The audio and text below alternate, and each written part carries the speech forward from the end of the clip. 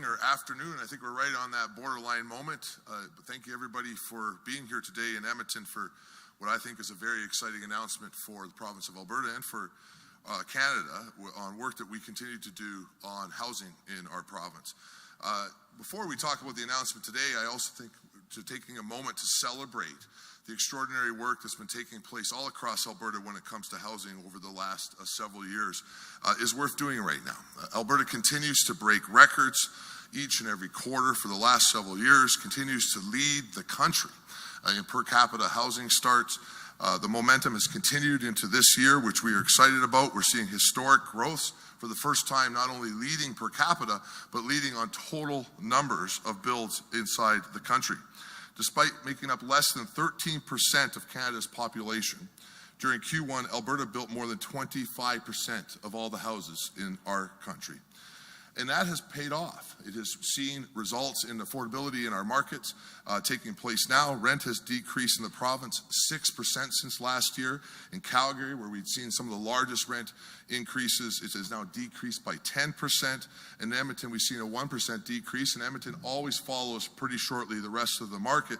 And that makes us very, very excited in Alberta. And we will continue to work very closely with our municipal partners and with the construction and the building industry across the province to continue to make more units, because that's what creates stability long term as we are able to increase supply. And I want to also take a quick moment and recognize our municipal partners who have worked very, very closely with the provincial and federal government to create that investment environment, that construction environment that ultimately is providing more affordability across the system.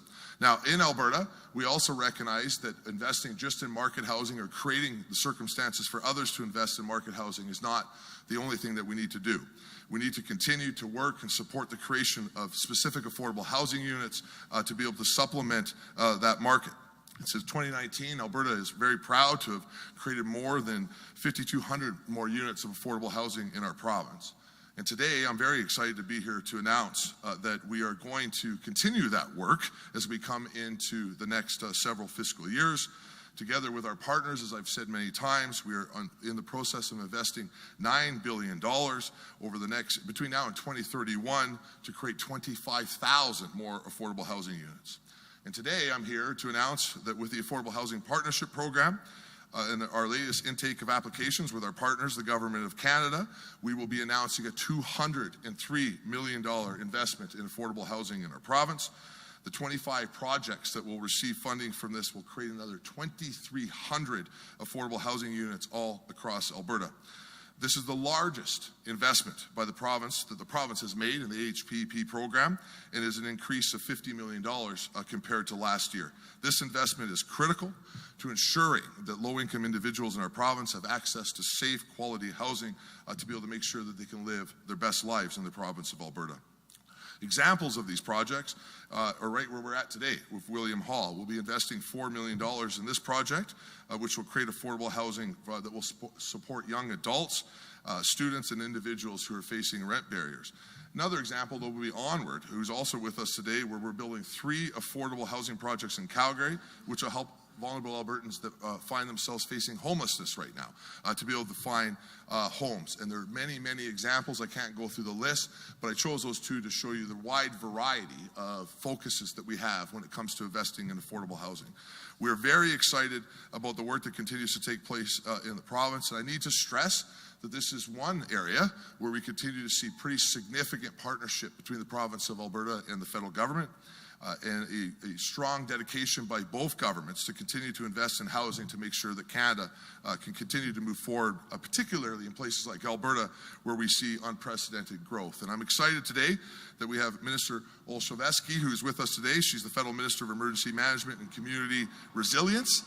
And she is also the local MP for the area that we're in. And she has joined us for this announcement today on behalf of the federal government. And I'd ask her if she's got a moment to come up and say a few words.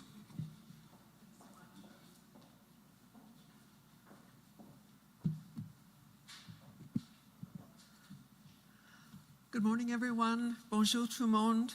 Tansi Tawau. It's honestly just an honor and a pleasure to be here. And on behalf of my colleague, Minister Gregor Robertson, it's a pleasure to join Minister Nixon Ivan Belgian, and everyone at Panyota Developments and Construction this morning.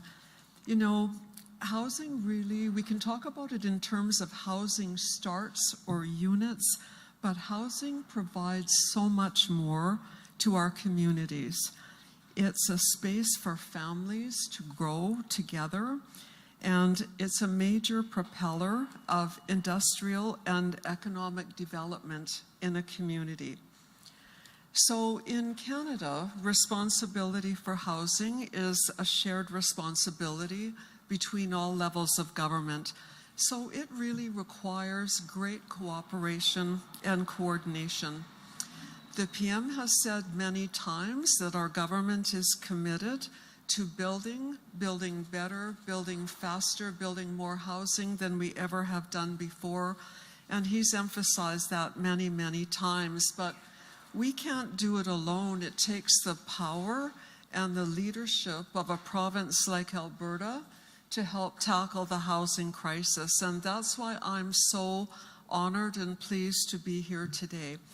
So on behalf of my colleague, the Honorable Gregor Robertson, Minister of Housing and Infrastructure, and as Minister Nixon has already said, I'm so pleased to announce funding in the amount of $203 million jointly with the province of Alberta to help build over 2,300 affordable homes across Alberta.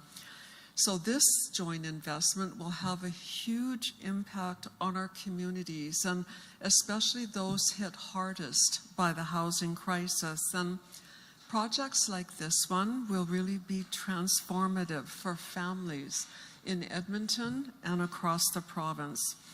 And it will really help bring us closer to a future where every Albertan has a safe and a secure place to call home. The funding is made possible through a Canada-Alberta bilateral agreement, and it's a 10-year agreement investing $678 million in cost match funds. So with respect to those monies, it's also part of the National Housing Strategy, and that's our government's 10-year plan to help Canadians build stable, secure, and prosperous lives. It's a really ambitious housing plan, and we're just getting started. And I think it shows you that when governments choose to lead and to work together, we can do really big things. And of course, when we build homes, we're also building up our Canadian housing industry. And that includes Canadian technology, using Canadian employees, Canadian workers, and relying on Canadian lumber. So through design, through to construction, this is really also about creating good jobs, supporting local economies, and delivering the homes that people need. It's also about building a stronger Canada where every partner, federal, provincial, is pulling in the same direction. It's really an honor to be here today. Congratulations to everyone involved. Thank you. Merci.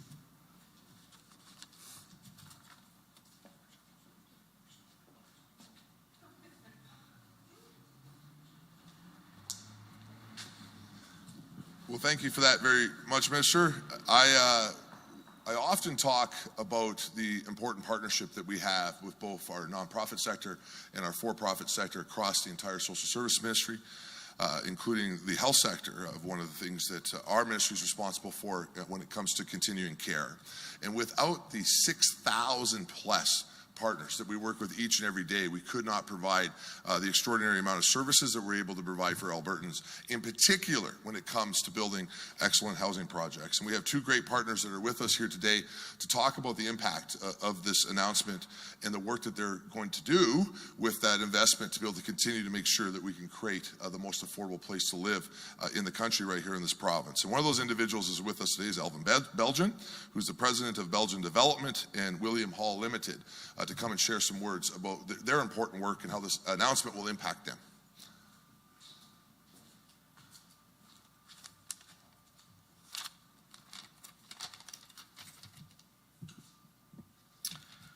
Thank you, Minister Nixon, and good morning to everyone here. Firstly, I just want to congratulate all the great projects and recipients that will be providing affordable housing options throughout Alberta. What great news for our province.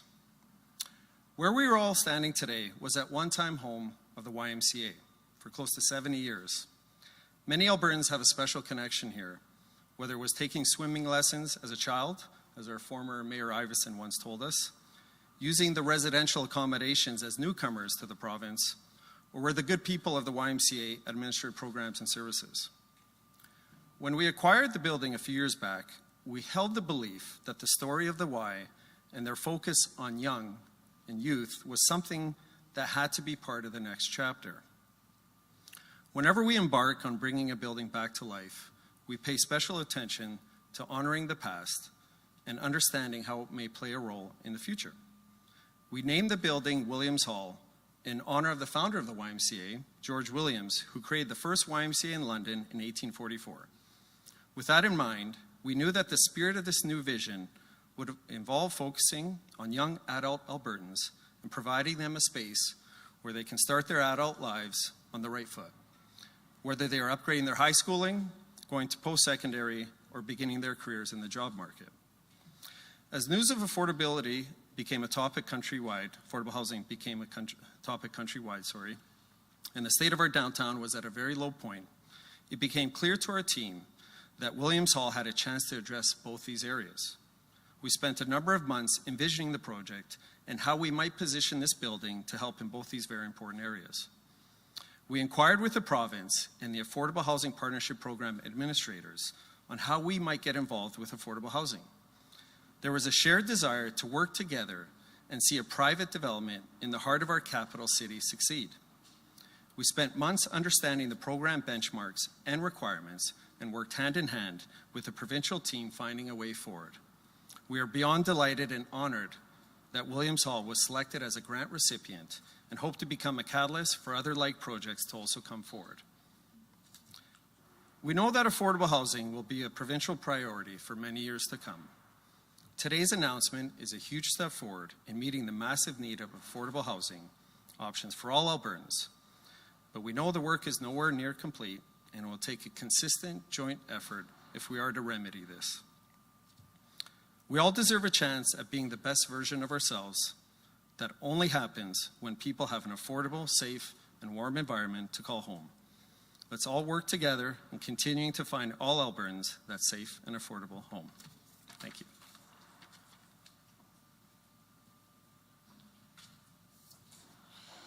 And also we have with us today the Chief Operating Officer of Onward Home Society, Chris Slater, to come and share some words. Another really important partner of the department, and we'll be able to take you through some of the very creative ways that we continue to work together to be able to provide affordable homes for people here in Alberta.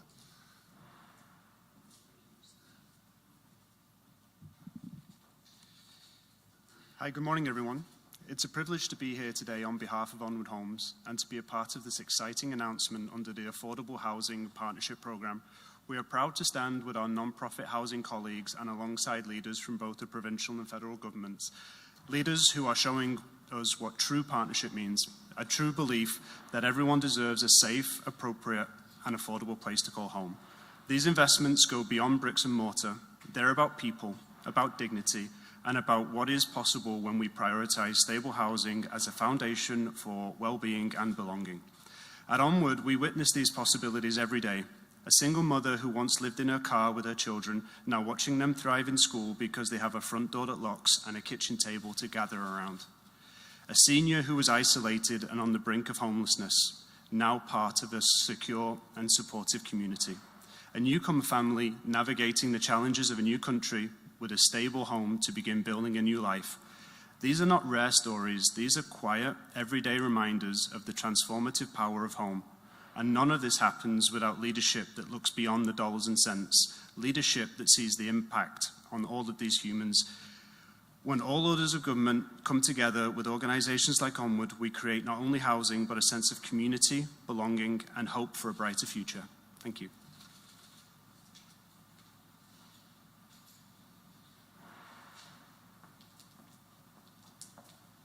Well, Well, thank you again, everybody, for being here today for that exciting announcement. And I think that Amber will, I know Amber will take us through a Q&A if anybody would like. Amber? Yes, that brings us to the end of the formal portion of today's announcement. We're going to enter the media Q&A portion. We're going to start with one question, one follow-up each. Please state your name and outlet before asking a question. We're going to start with media in the room. Please line up at the mic as you are doing, and then we'll go to media on the line. First question.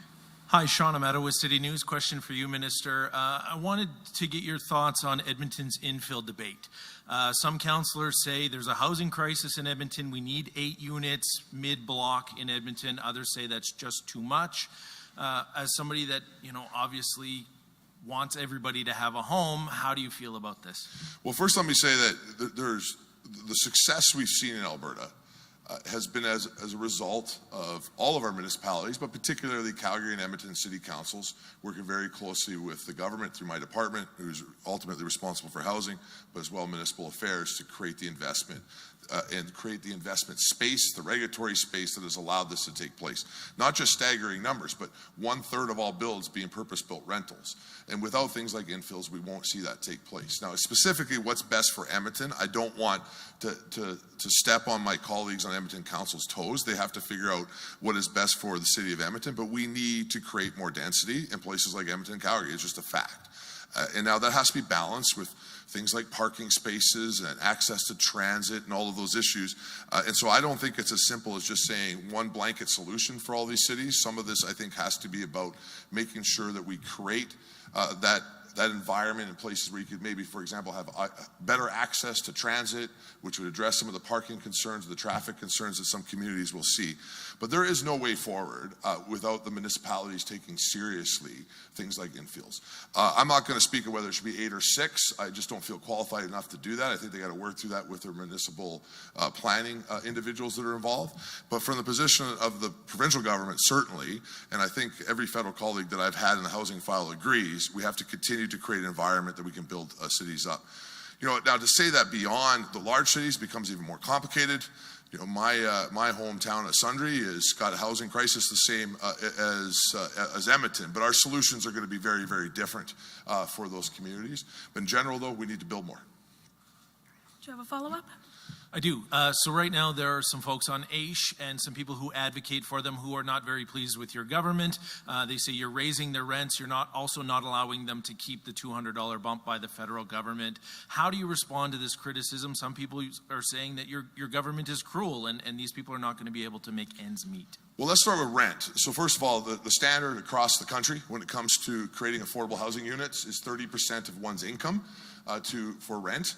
That means if you make $100, that the max that you should be paying for rent inside an affordable housing program is $30.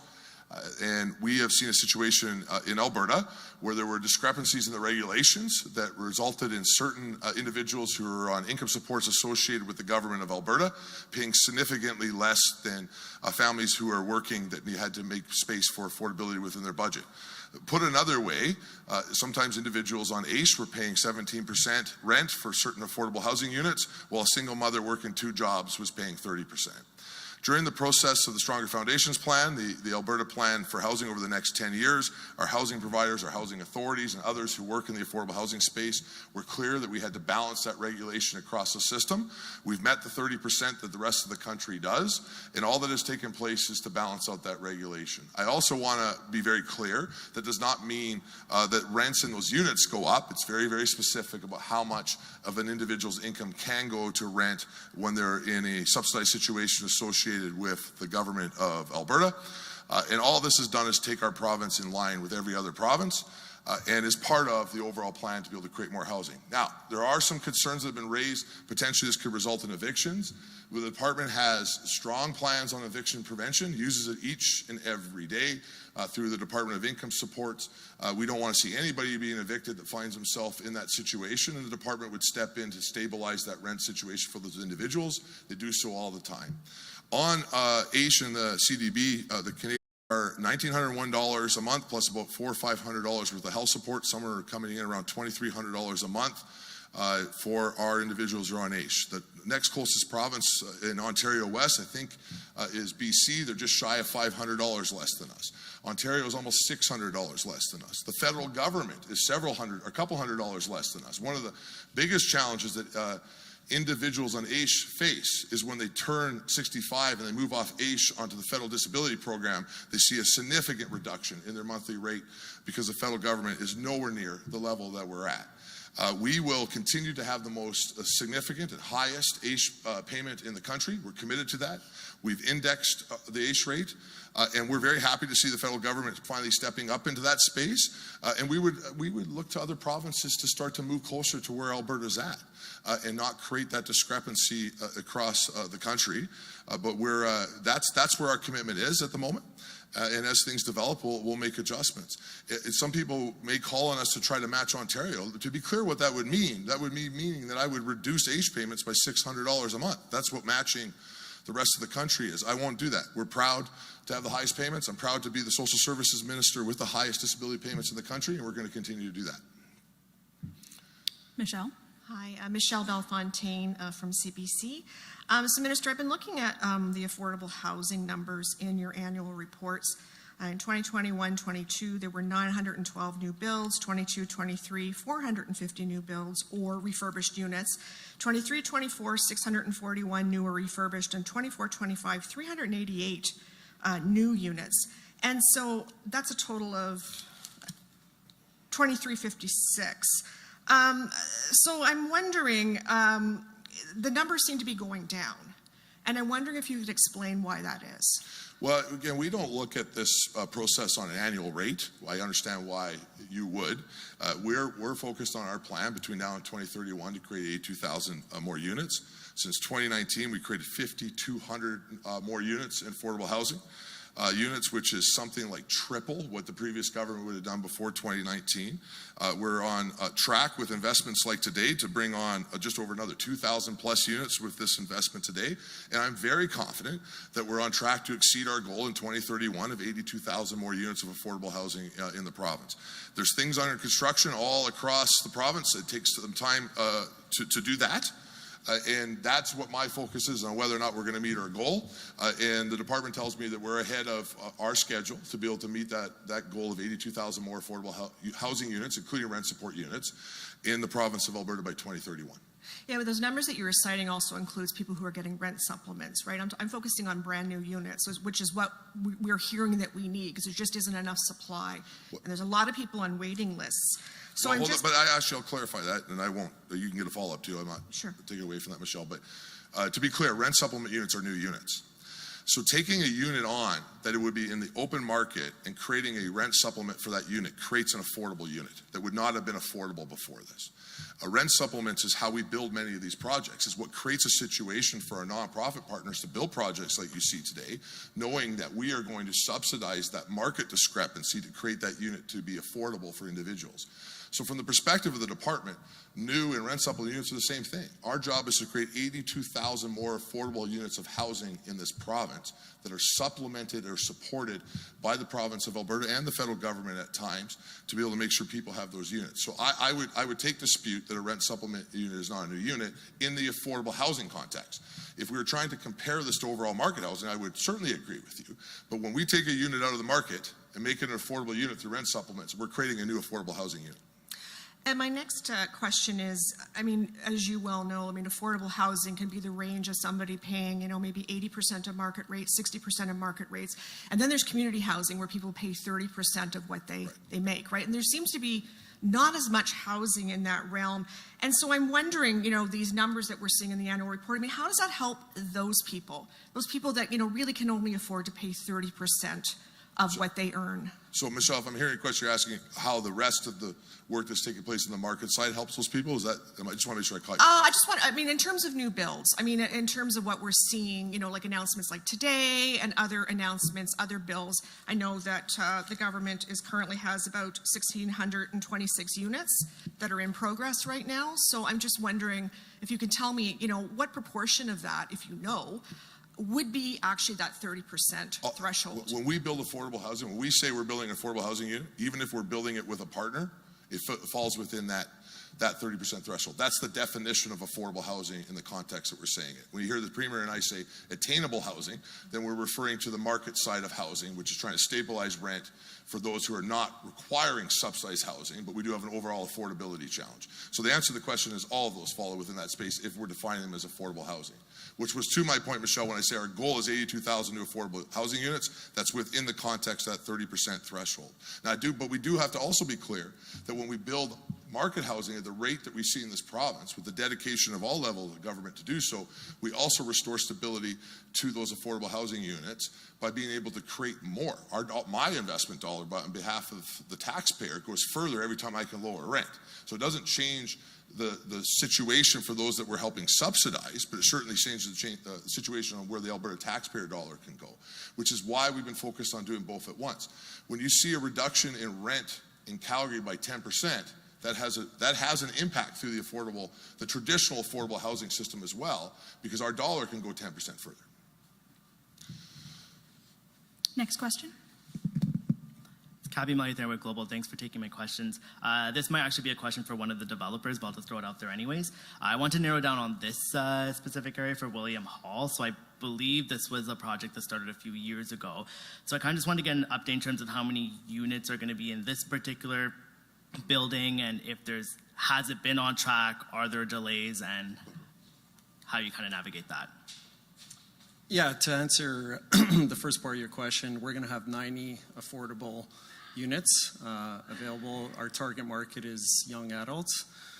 In terms of the lifespan of this project, it started before COVID. It's had many iterations. The environment has made us navigate through that, and ultimately we are now on track to deliver these units by next Q3 2026. Gotcha.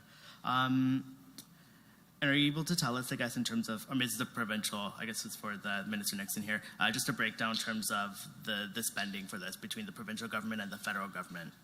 Well, as the Minister said, this is an agreement, a 10-year agreement between us and the federal government called the Alberta Affordable Housing Partnership Program, and it's matching dollars, so 50-50 between us and the federal government. There's a lot of projects involved. We can give it to you real quick on the way out. We have them with us. It would probably be easier than me trying to list them all, and then I end up missing one of those projects. I will also say that one of the great advantages, though, of this partnership is that it ends up with both federal and provincial dollars in it, but also this is often a strong municipal partnership and or other nonprofit partnership that's helping take that money even further, which is why we like to use this program. So often you'll see a circumstance that a local housing authority on a senior lodge through municipal funding will donate the land as an example or provide the land, and then the federal government and the province come in and provide the other 2/3. So it's a very good program as far as being able to capitalize on investment at multiple different levels of governments and organizations to get good results. On the way out, though, we'll get you the full list of projects. Got a follow-up? Well, I guess that was your follow-up. But. That was the follow-up. Seeing no more media queued in the room, we're going to go to media on the line. Operator, can you put through the first caller?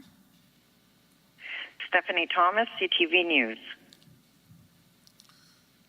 I'm actually hoping I could direct this one to the Honourable Eleanor Olszewski. Wondering if there's any reaction from the federal government regarding Trump's latest announced threat of a 35% tariff.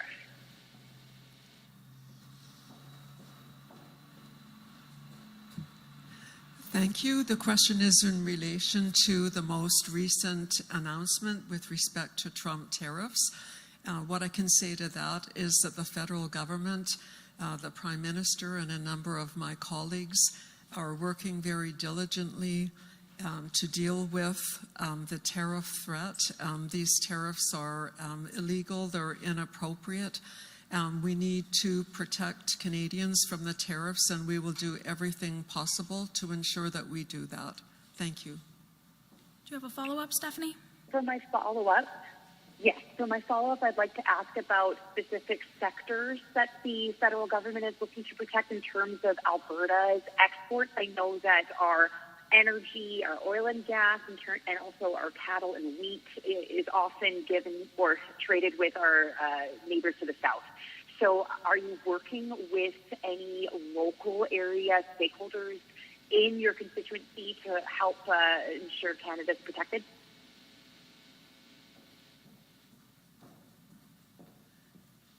We are indeed. A number of my colleagues are, in fact, working with provincial authorities across the country in order to deal with the tariff threat. And you would have heard the Prime Minister announce, I believe it was part of platform, but it was certainly announced after that as well. We are looking at tariff relief programs that will be applicable to businesses in particular sectors that are the hardest hit by the tariffs. And so, you know, I think really we need to wait and see what happens on July 21st with respect to the ongoing negotiations between our government and President Trump, and just see what happens on that date. But certainly in the meantime, protecting Canadian industry in all affected sectors is top of mind and top priority for the government. Thank you. Okay. Seeing no more media queued in the room or on the line, that brings us to the end of today's announcement. If you had a question that we didn't get to, my contact information is at the bottom of the accompanying news release. Thank you very much.